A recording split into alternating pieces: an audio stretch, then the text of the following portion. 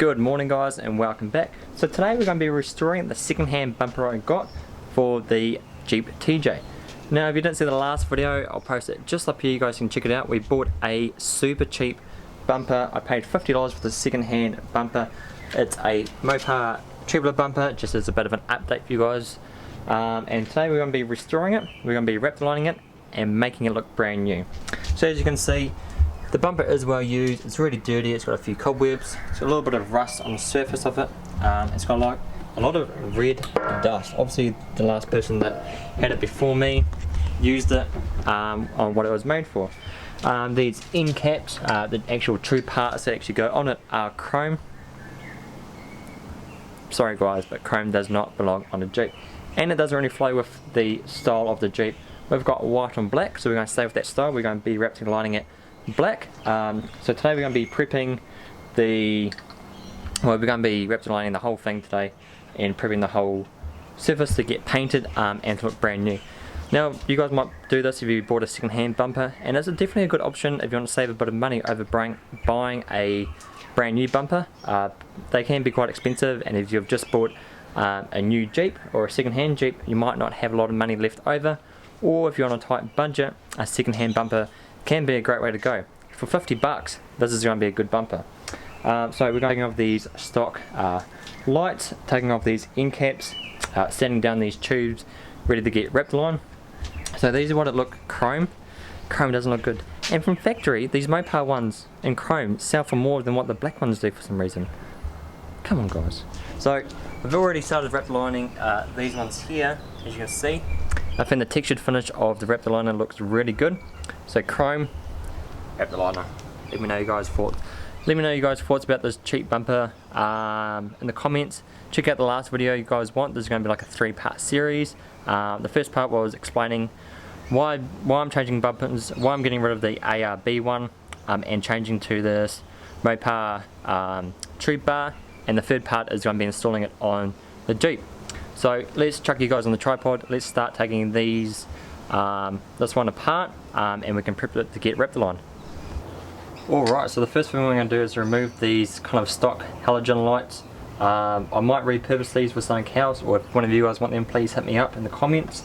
But we'll be removing these first. I'll probably keep the brackets, maybe the wiring harness, to repurpose them for something else later on. But all it is, the other one I did earlier had a 16mm nut on the back, and this one's a 17mm. So that is what it is. You can see the crud and the dirt. This is probably one of the bad things about buying second-hand parts, is it's going to be dirty, but you can repurpose it, clean it up and make it something good. And you haven't spent a lot of money on it as well, so if you do stuff it up, it's not that bad.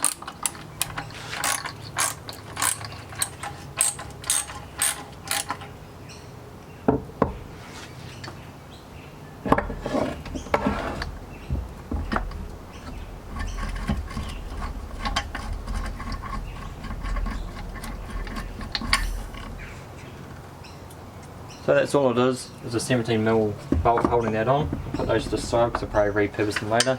Now the guys kept both of like the kind of rubber mats that go between the tubes and the bumper when you do install it. So I'll just take those off and move them to the side, or keep them to the side so I don't lose them. Alright. And inside where the actual light was mounted to is like a little bracket inside there. To be able to get that out, it's got like a little tab inside there. I don't know if you can see them. And all we got to do is remove these end caps. We'll be removing these end caps anyway to paint them up and Reptiline it anyway. So the end caps just, as I said, these end caps just pop off. There's a little bit dirty inside there. And then that bracket, which is quite a handy little bracket, kind of pops out. It's got like a little wire on the end of it. And we'll remove the other one and then we'll get to sanding this down, getting prepped to get Reptiline. Alright, now that we've got the end caps all torn down, we've got the lights off it, we've got the end caps off, it's time to start sanding down and getting ready for paint. Now I've got my little helper here, if you guys remember him. He helped us with an install video with some lights on the Jeep a couple videos ago. Now he's going to be helping us today to sand down the end cap and the face of the bumper. Now I've decided on Reptiline instead of just paint. There's a couple of reasons why. I Reptiline the wheels on the JK a while ago, and the top, well, the hard top is kind of like a textured finish anyway. So I kind of want to keep it looking the same sort of feel. And the other thing is that it holds up a lot better. You can scratch it up, ding it up, and you can just spray back over it. And it's a nice textured finish, so even if you make mistakes, it's hidden away behind a nice crinkled layer of paint. And it's a great little finish as well. It kind of looks factory. A lot of roll bars, a lot of bumpers come in this crinkle finish as well. And it's really cheap. A can of this is from Super Cheap Auto for like $22. So Bailey's going to help us. So what's the first thing to do, Bailey? Get our sandpaper, start prepping the surface. So with Reptiline, instead of general paint, where you have to be really cautious of how far down you're sanding and how smooth the surface is to get a nice, that's exactly right, to get a nice smooth finish. You can actually use a very rough course of sandpaper. Now this is like an old bout sander part that I had from sanding down edges of timber a while ago, and this is perfect for prepping the surface for Reptiline. So we've got our end caps there, we've got Bailey there, and we've got our kind of stubby bumper middle section here.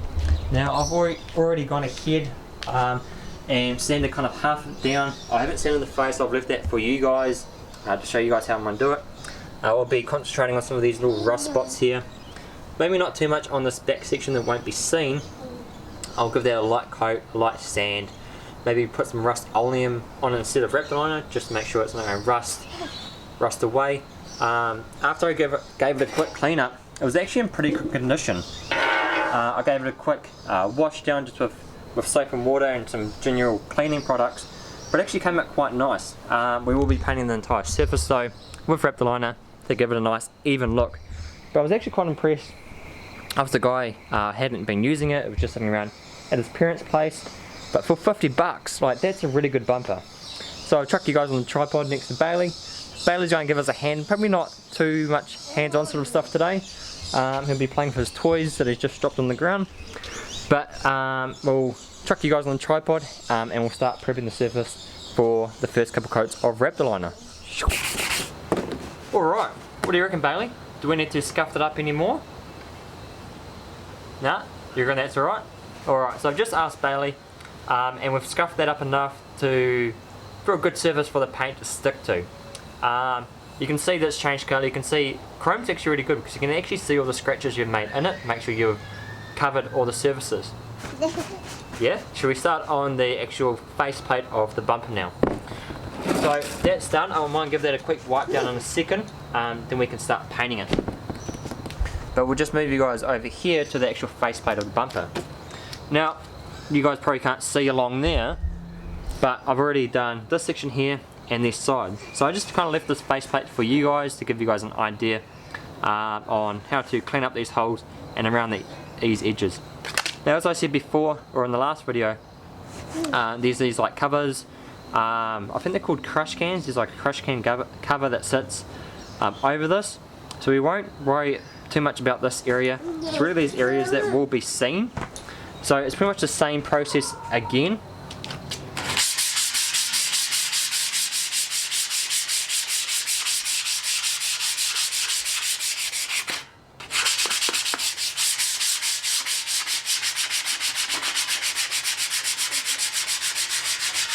Yeah.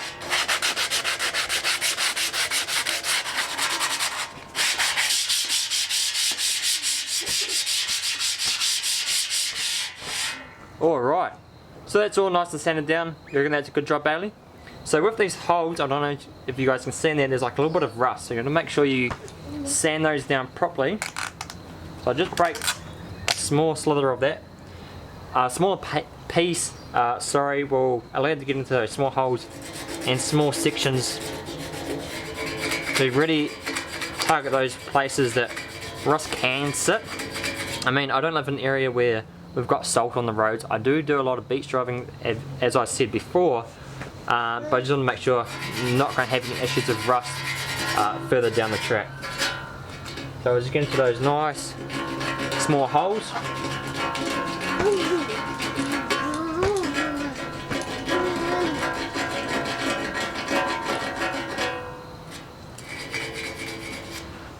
now we're going to give it a quick wipe down, and then we can start applying our first layer of Raptor liner. Alright, so it's time to paint. I've just given a quick down with a dry towel, and I've made sure there's no silicone spray or anything on there, so its surface is nice and ready to paint. You can use like a an alcohol wipe or something like that to make sure there's like no grease or anything like that.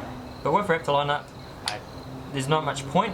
You're going for that wrinkle texture look anyway, so if you get a few runs, it's not a massive deal. So I'm using a bed liner or bed armor. This is like $20 something from Supercheap Auto. Really cheap. You can use whatever you want, but I've had great success with this in the past, and it's really cheap and always available.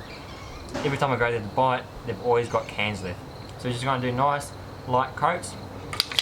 Quick tip: when you're spraying, if you haven't used this before, it gets like build up on that tip. So what you want to do is get a old rag, just wipe that tip off after you've done your spraying. That way it won't clog it up and it's ready to use next time. So we'll just start it off with nice light coats.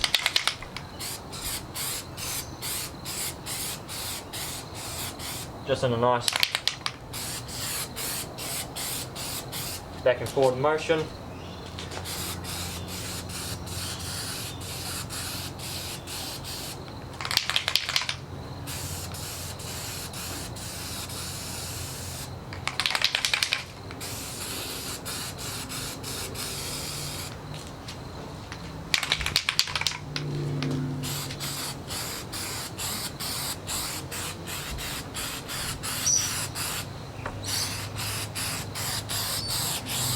Try different angles, give a nice even coverage.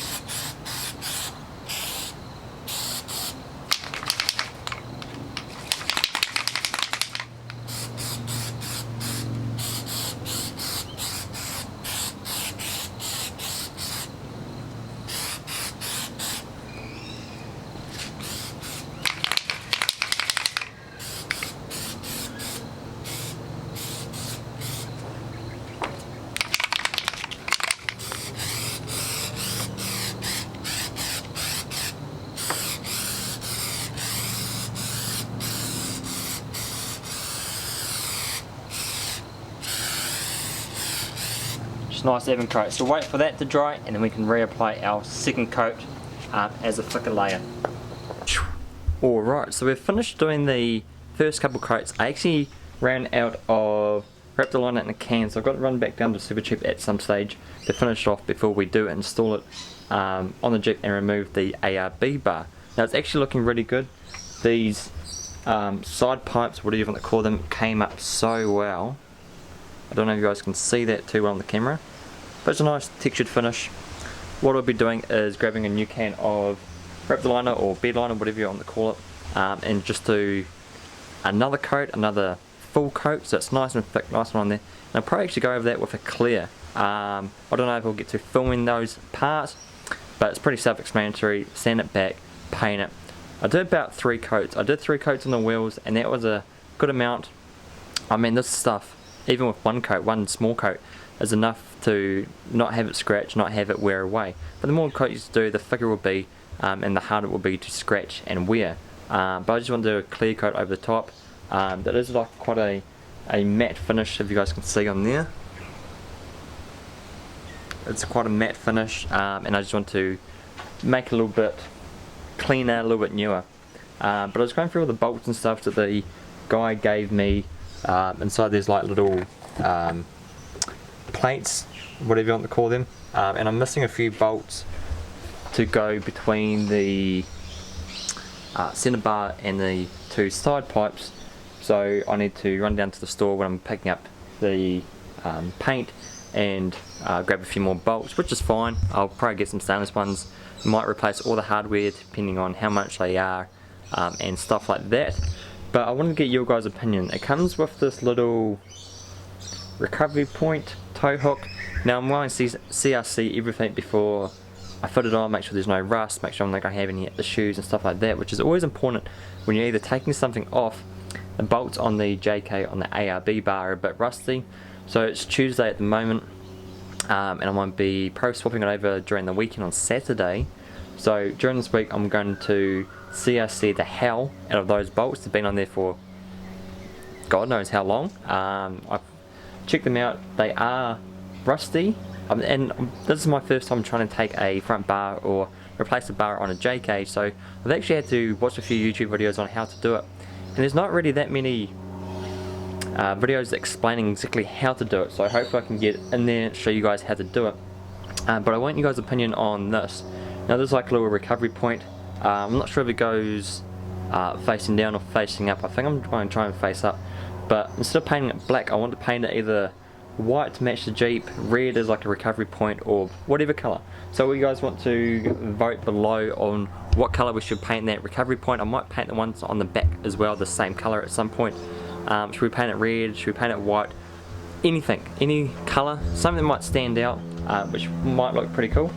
Now with these crush can caps and also the caps that will go on the end of the pipes, I haven't painted those, I haven't wrapped lined those because I want to keep them like a OEM sort of textured finish. I mean, it's a textured finish on the Raptor liner, but I just want to keep them as factory as possible. Sometimes painting plastics and stuff like that, they chip, the paint chips of them a lot easier, so I thought I'd keep them stock factory. I'll give them a good clean up and also go over the plates and the end caps with Bowden's own Mr. Black. Now if you guys haven't seen that video that I did on the back bumpers, there'll be like a little link up here if you guys want to check that out. But let me know your guys' thoughts. These will be kept factory. I'll be tidying up these bolts. It might just be worth it to just dump them and buy a whole new set, not sure, or reuse the ones depending on how good they are off the ARB bar. But let me know you guys' thoughts on what colour we should be painting this, or what colour you guys had on your just before, or what you've had on your trucks. So this one's all done, that one's all done. I'll give that one more coat when we do get new Raptor liner, and then also clear as I said before. But this is what it looked like before. That's what it looked like before. Yuck, chrome. As you can see, I kind of like ran out of Raptor liner halfway through, which sucked. I was really keen on getting these done and finished, but it happens. I don't think a lot of YouTubers or influencers, whatever, show that. Like, you do run out of paint, life kind of gets in the way. So I did this last weekend, started it, ran out of paint. It was now Tuesday, and I'll finish it off during the week. I won't bore you guys with that too much. And then I'll be installing it hopefully on Saturday. That Sunday is supposed to be Go Topless Day, but it's been cancelled, so we still might do something, so watch out for that video. So we're going to be attaching these end caps now, kind of giving us a feel of how it's going to look, and whether or not we want to run the end caps or just run the center part of just the steel part. So I'll chuck you guys on the tripod, and we'll get this one attached to the center part, and we can see how it looks. So all it is you got these two threaded holes, like inserts on the actual end pipes, and two holes on the frame itself. It kind of just bolts in from the inside out, pretty self-explanatory. So these got like little drain holes at the bottom, make sure those face down, and we'll just mock up sort of like that. So as I said before, I think I said in the last video, they've got these little end caps kind of sit over there, little rubber bungs. I won't put them on yet because we'll be dismantling everything later on anyway, to give it a final clear coat, make sure all the parts are nice and touched up and finished.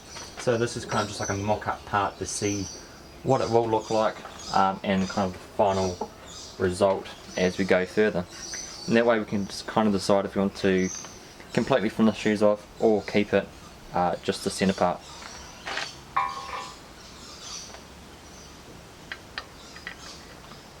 I really appreciate you guys' comments from the last video. You guys pretty much agreed with what I was saying about kind of doing how you feel, do what you like, go with your vision, that sort of thing. And it's really important to do that. A lot of people kind of lose sight and do what other people want instead of what you had envisioned.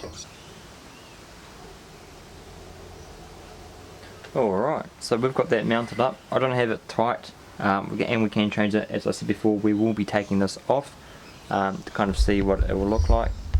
Zoom about. I actually think I'll try and find a picture of them chrome like it was before and post a video just here, and it looks so much better. I don't know why people pay more money for chrome. Why? I'll chuck this on the ground and we can get a better look at it from a further distance. I reckon it looks pretty good.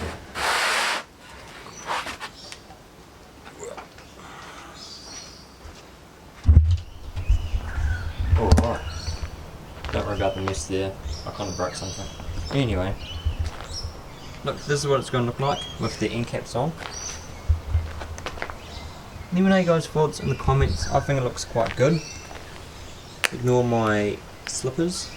But with the end caps, I mean, obviously it's going to look a bit different when it's actually on the Jeep and all mounted up and stuff like that.